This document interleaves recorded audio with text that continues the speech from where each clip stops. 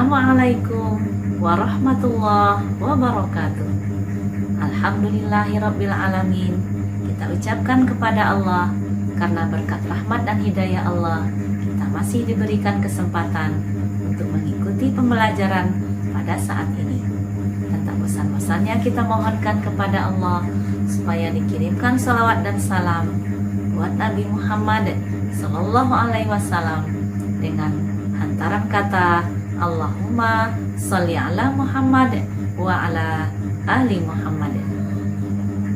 Ibu doakan semoga Ananda beserta keluarga selalu berada dalam kesehatan dan selalu dilindungi oleh Allah Subhanahu wa Ta'ala.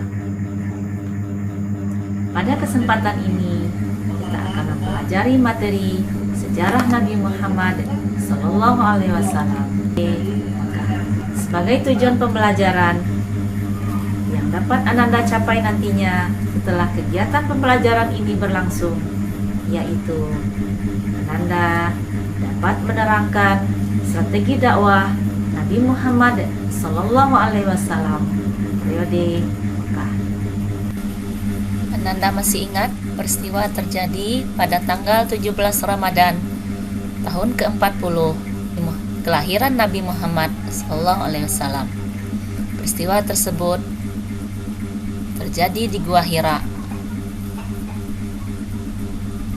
yaitu turunnya wahyu pertama surat Al-Alaq ayat 1 sampai 5. Wahyu pertama inilah yang menandakan bahwa Nabi Muhammad Sallallahu Alaihi Wasallam dipilih dan diangkat Allah untuk menjadi Rasulnya.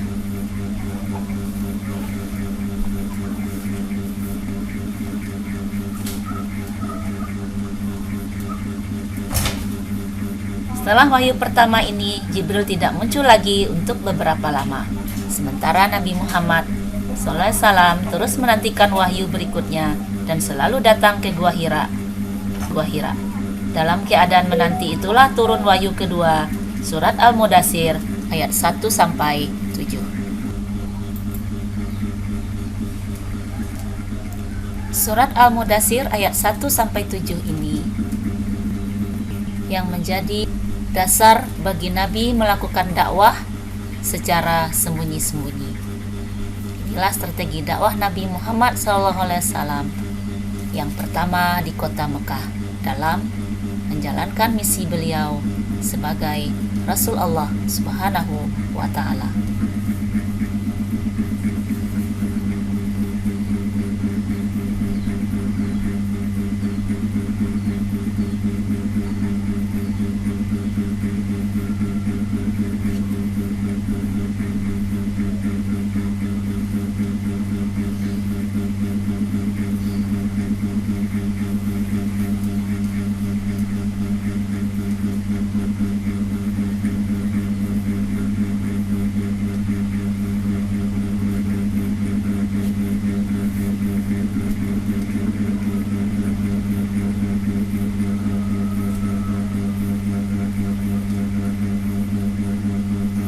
Tayangan video ini Ananda sudah paham tentang surat Al-Mudaththir ayat 1 sampai 7.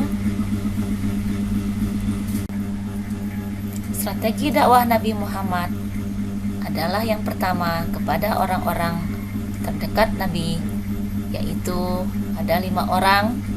Yang pertama istri beliau Siti Khadijah, yang kedua Abu Bakar, yang ketiga Ali bin Abi Thalib, yang keempat Zaid bin Haritsah, dan yang kelima Ummu Aiman.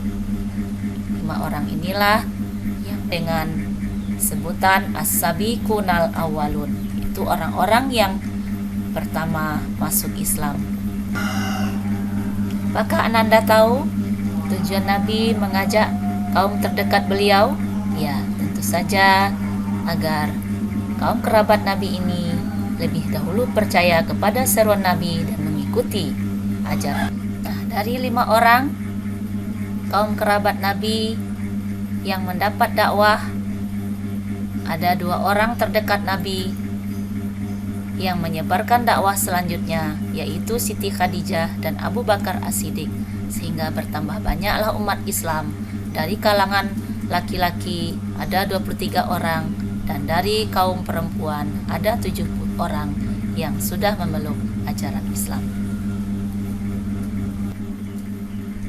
Dari 23 orang laki-laki yang masuk Islam ini, yang terkenal adalah Utsman bin Affan, Arkam bin Abil Arkam, Bilal bin Rabah, dan dari 7 orang perempuan yang terkenal adalah Asma binti Abu Bakar dan Ratimah binti Khattab. Adapun tempat yang dipilih oleh Nabi Muhammad SAW dalam penyebaran dakwah beliau ini adalah di rumah Al-Arkam bin Abil Arkam Al-Akhzumi.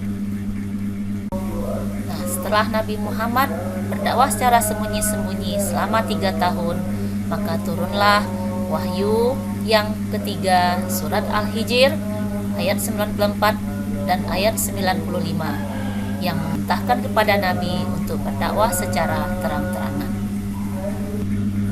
Setelah turunnya surat Al-Hijr, Nabi menerima wahyu lagi, surat Asy-Syu'ara ayat 214 sampai 215.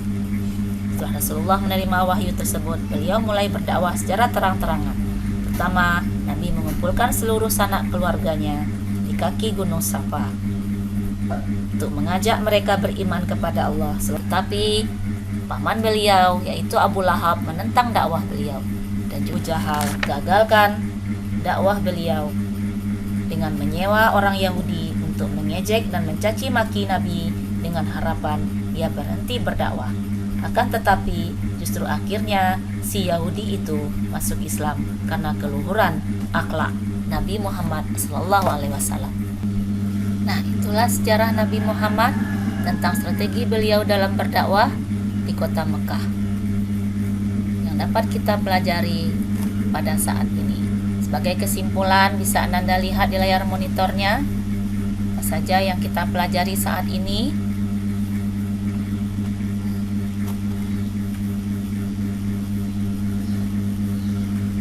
Sebagai bahan evaluasi bagi Ananda, apakah sudah memahami materi yang Ibu ajarkan atau belum?